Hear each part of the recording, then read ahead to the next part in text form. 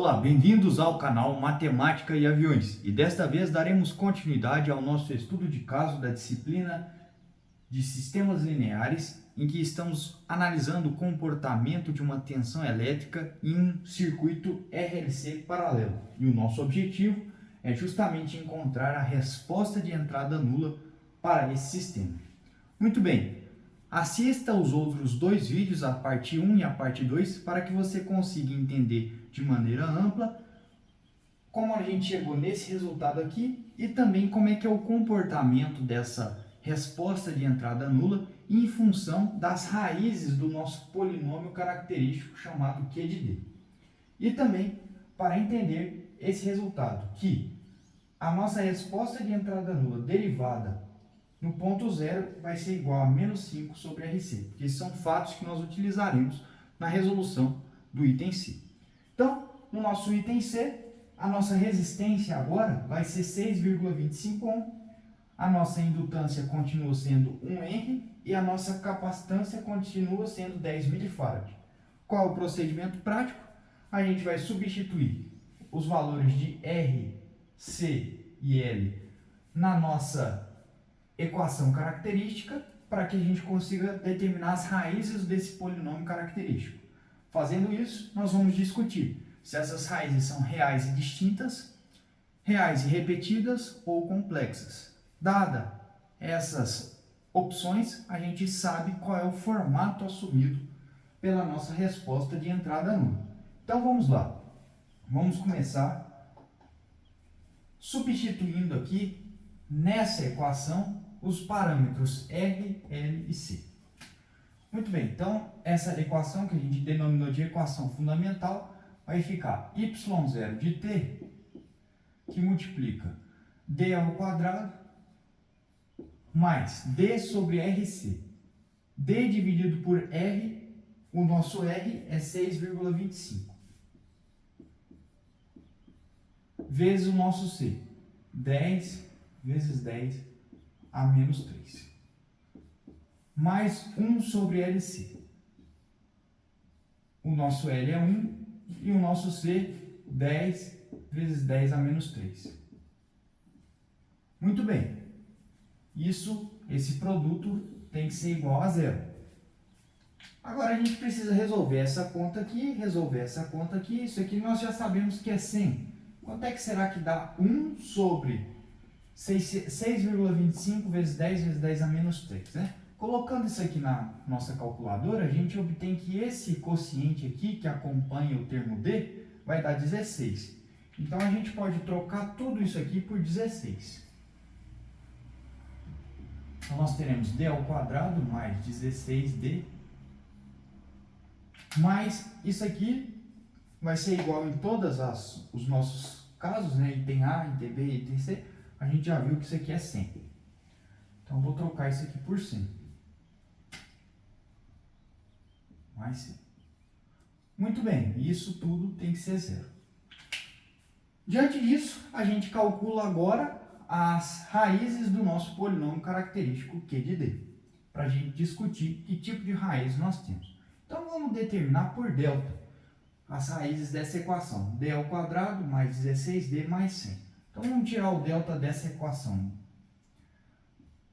Delta vai ser b ao quadrado, 16 ao quadrado, menos 4a vezes c. 4 vezes 1 vezes 100. Inclusive, nós temos aí no canal um vídeo em que a gente demonstra esse resultado, né? A fórmula de Bhaskara. Bom, então quanto é que dá o nosso delta? Nosso delta aqui, 16 ao quadrado dá 256. 4 vezes 100, 400. Então, vai ficar 256 menos 400. 256 menos 400 dá menos 144. Delta é igual a menos 144. Desse ponto em diante, a gente já sabe que a gente vai lidar com raízes complexas. Então, o formato assumido pela nossa resposta de entrada nula já é conhecido. Mas então vamos de fato determinar quem são essas raízes complexas. Veja, para a gente resolver esse delta negativo, existe um artifício matemático, que é A gente costuma chamar de I a unidade imaginária, só que na engenharia a gente chama de J. Então, I igual a J, que é igual a raiz de menos 1. Então, nós sabemos que J ao quadrado vai ser igual a menos 1. Então, 144, a gente pode escrever 144 de uma maneira diferente. Como é que a gente pode escrever 144? A gente pode escrever ele como sendo menos 1 vezes 144. Só que 144 é 12 ao quadrado. Mas, nós acabamos de descobrir que j ao quadrado é menos 1. Se j ao quadrado é menos 1, isso implica que o nosso delta ali, ó, vai ser igual a j ao quadrado, porque é menos 1, vezes 12 ao quadrado. Extraindo a raiz de delta que a gente vai precisar, nós obteremos j vezes 12. Então, daí a gente já sabe que nós teremos raízes complexas. Então, nós teremos uma parte real e uma parte imaginária. Bom, então vamos determinar essas raízes. E se elas são complexas, sabemos ainda que elas ocorrem aos pares, ou seja, a primeira raiz e a conjugada dela. Então, o nosso lambda 1 e o nosso lambda 2. Nosso lambda 1, por Bhaskara, vai ficar menos b, menos 16, mais a raiz de delta, J12. Dividido por 2a, 2 vezes 1. Isso aqui vai ficar menos 16 por 2, menos 8. 12 dividido por 2, 6. Então, menos 8 mais J6. Então, nós já sabemos que nosso lambda 1 é menos 8 mais J6. E agora, o nosso lambda 2, também por Bhaskara, menos 16, menos a raiz de delta, J12, dividido por 2 vezes 1. Isso nos dá menos 8, menos J6. Então, perceba, nós temos uma raiz e a conjugada dessa raiz, né? Porque o número conjugado de menos 8 mais J6 é justamente menos 8 menos J6. Então, lá da nossa primeira aula, que a gente discute sobre os casos das raízes serem reais distintas, reais e repetidas e agora complexas, a gente dá nome a esses parâmetros. A parte real a gente chama de alfa. Então, o nosso alfa aqui é menos 8. Enquanto que o nosso beta é o módulo da parte imaginária, que é 6. Então, a gente dá um nome disso aí. E já que as raízes encontradas do polinômio característico são números complexos, qual é o formato assumido por essa resposta de entrada nula? Nós sabemos que o formato assumido será y0 de t vai ser igual a uma constante c vezes e elevado a alfa t cosseno de beta t mais um ângulo θ, em que a constante c e o argumento θ são constantes oriundas das condições iniciais do nosso sistema. No caso, a primeira condição inicial do nosso sistema é a tensão inicial do nosso capacitor era 5 volts. E a segunda condição inicial do nosso sistema é que a corrente inicial no indutor era de 0 ampere. A partir dessa condição, a gente chegou nesse resultado que está demonstrado no vídeo 2, na parte 2. Muito bem, e também na parte 1. O que a gente faz agora? A gente vai substituir os parâmetros alfa e beta nessa equação e manipular essa equação de modo que a gente consiga descobrir, através das nossas condições iniciais, os valores da constante C e da constante θ, que é um argumento. Daí, a gente vai responder qual é a nossa resposta de entrada nula. Ou seja, nós teremos o comportamento da tensão elétrica para essa topologia, em que R é igual a 6,25 ohm. Muito bem. Então, Então, eu vou apagar a lousa aqui para a gente dar continuidade na nossa solução. Muito bem, uma vez que as nossas raízes são complexas, as raízes de Q de D, substituindo os parâmetros R, C e L, são complexas, a gente obteve que o nosso valor de alfa é igual a menos 8 e o nosso valor de beta é igual a 6. Daí, o formato assumido pela nossa resposta de entrada nula será y0 de t igual a uma constante c vezes e elevado a alfa t, só que o nosso alfa é menos 8, então eu coloco ele aqui, vezes o cosseno de beta t mais θ, só que o nosso beta é 6, então eu vou substituir esse beta por 6. Qual é o nosso objetivo agora? Através das condições iniciais, descobrir quem são os parâmetros c e θ, as constantes c e θ. Então vamos lá em busca dessa descoberta. Vamos utilizar em primeiro lugar a nossa primeira condição inicial, que é a tensão inicial no capacitor ser 5 volts, ou seja, y0 de 0 é igual a 5 volts, é igual a 5 o valor dela. Então, em t igual a 0, o que a gente ganha? Quem que é y0 de 0? y0 de 0 será igual a c vezes e elevado a menos 8 vezes 0, vezes o cosseno de 0 vezes t mais θ. Veja, e elevado a 0, que 8 vezes 0 é 0, vai para 1. E 0t vai para 0. Ou seja, nós podemos dizer que y0 de 0 é c vezes o cosseno de θ. Então, escrevendo isso aqui, nós temos que y0 de 0 é c vezes o cosseno de θ. Só que y0 de 0 é igual a y0 de 0. E a gente tem na linha anterior que y0 de 0 é 5, ou seja, c vezes o cosseno do ângulo θ, c vezes o cosseno do ângulo θ será igual a 5. E aqui a gente tem uma primeira equação que eu vou chamar ela de equação A. Então eu vou circular ela aqui em vermelho.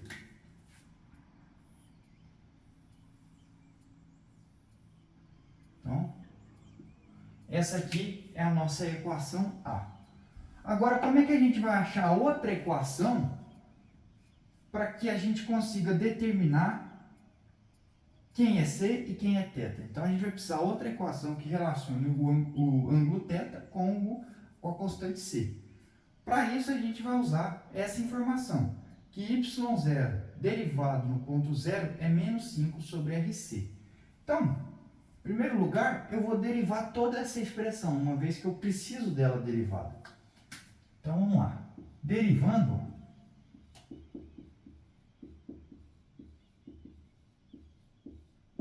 nós vamos obter o seguinte. y0 derivado, então, y0 de t derivado será igual a... Perceba que a gente tem aqui um produto de funções, então a gente vai usar a regra do produto nessa derivação. A constante C é uma constante, então eu vou deixar ela quieta aqui. Ó. C que multiplica. A derivada da primeira vezes a segunda. A derivada dessa de e elevado a menos 8t é simplesmente menos 8. Então vai ficar menos 8 e elevado a menos 8t vezes o cosseno de 6t mais θ. Muito bem. Mais a derivada da segunda. Só que a segunda é um cosseno, e a gente sabe que a derivada de cosseno é menos seno. Só que, de novo, eu vou ter que derivar a parte de dentro também, a regra da cadeia. Então, eu vou ficar com menos 6 seno t. Então, vai ficar menos 6 seno de 6t mais θ, vezes a primeira, e elevado a menos 8t. E elevado a menos 8t. Isso aqui é o nosso y0 derivado, o y0 de t derivado. Só que o que nos interessa é o y0 derivado no ponto 0. Então, onde tem t, eu vou trocar por 0. De modo que a gente ganha que y0 derivado no ponto zero será nossa constante c que multiplica. Veja só.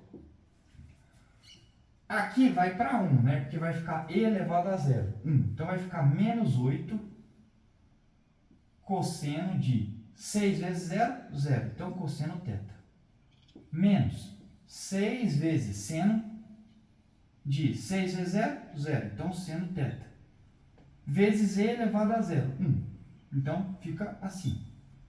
Em t igual a 0, vamos colocar essa observação aqui, né? Em t igual a 0, ou seja, y0 de 0, a gente obtém isso.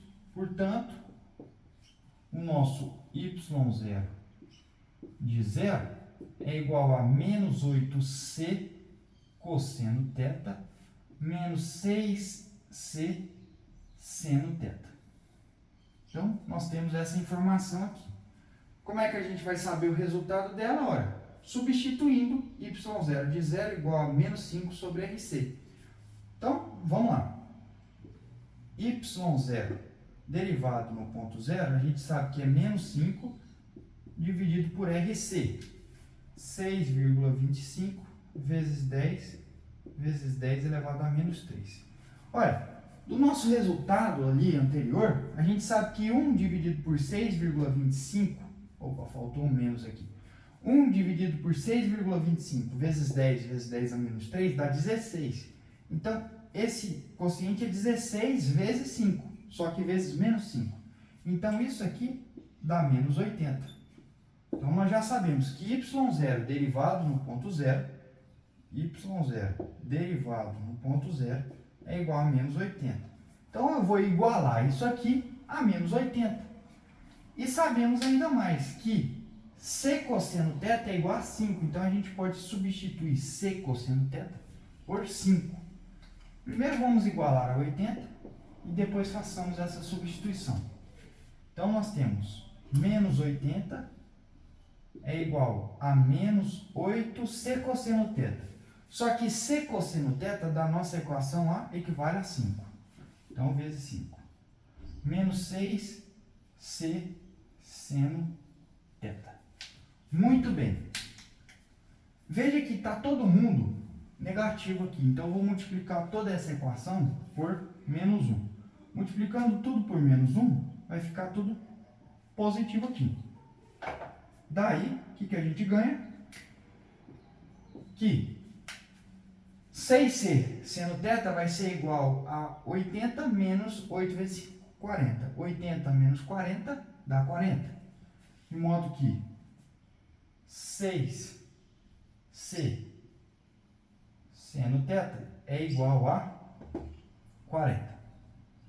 Então, nós temos essas duas equações. Essa equação aqui, se eu chamei essa de A, vou chamar essa aqui de equação B. Então, nós temos a equação A e a equação B. Agora, a gente tem duas equações que relacionam a constante C com o argumento θ. Agora, é possível que a gente resolva esse sistema e descubra θ e C. Vou apagar mais uma vez a lousa e copiar essas duas equações para que a gente possa discutir e resolver quem é C e quem é o θ. Muito bem, no quadro anterior, nós chegamos à conclusão que 6c seno θ é igual a 40 e c cosseno θ é igual a 5. Daí existe uma relação trigonométrica que é a seguinte: tangente de θ é sempre seno θ dividido por cosseno θ.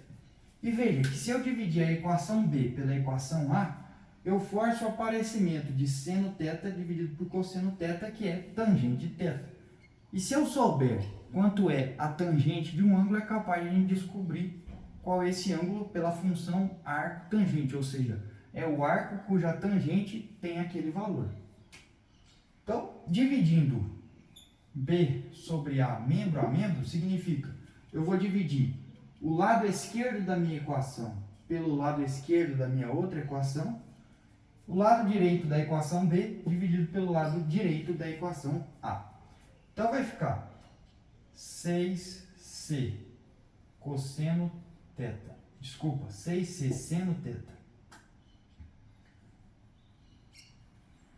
dividido por c cosseno θ é igual a 40 dividido por 5.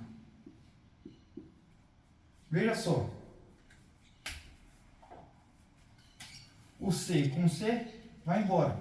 E a gente fica aqui 6 tangente de θ. Isso aqui é tangente de θ, ó.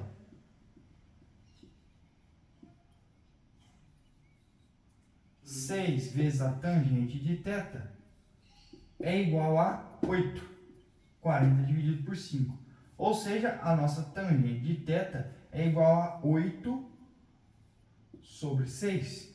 Se a tangente de θ é igual a 8 sobre 6, esse, meus amigos, é um resultado de um ângulo notável, né? É muito comum a gente ter uma tangente de θ igual a 8 sobre 6. Isso aqui recai num triângulo retângulo muito especial. A gente poderia representar isso aqui, ó, pelo seguinte triângulo, veja só. A gente chama aqui, ó, um lado de 8, um lado de 6, com certeza aqui é 10, porque aqui é um triângulo pitagórico, e a gente assinala aqui o nosso ângulo θ.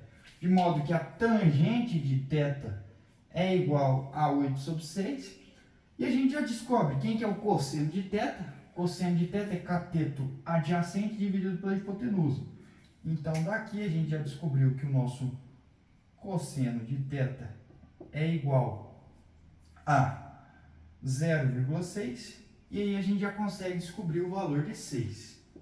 Mas é importante que a gente saiba o valor desse ângulo θ. E qual que é o valor desse ângulo θ? A função matemática que nos permite calcular o valor de θ é o arco tangente. O arco tangente de 8 sobre 6 é igual ao nosso ângulo θ. Ou seja, é o arco cuja tangente mede 8 dividido por 6, 4/3, é igual ao nosso ângulo θ. Diante disso, o nosso θ que é conhecido, basta que a gente coloque aí na calculadora, né, tan a menos 1, que a gente está utilizando a função arco tangente, nós vamos chegar à conclusão que o ângulo que tem a tangente 8 sobre 6 é o 53, aproximadamente, né, 1301 graus. Então, nosso θ é igual a 53,1301 graus, certo? É aproximadamente. O outro lá vai ser 37, um pouquinho. Muito bem.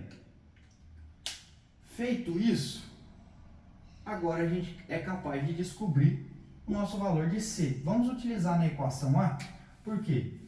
A gente já descobriu que o cosseno de θ é 0,6, porque o ângulo θ é igual a 53,1301. Daí, vamos substituir na equação A. C vezes cosseno de θ. Cosseno de θ a gente descobriu que é 0,6. É igual a 5. Bom, então C é igual a 5 dividido por 0,6. Isso aqui dá aproximadamente, como eu usei 4 casas aqui, eu também vou usar 4 casas aqui. 8,3333. Então, seria uma dízima periódica, certo? Mas então a gente vai considerar o nosso C como sendo 8,3333. Muito bem, descobrimos o valor de C e descobrimos o valor de θ. O que a gente faz? Substitui na nossa expressão inicial, que é a nossa resposta de entrada nula. Portanto, a nossa resposta para este problema é resposta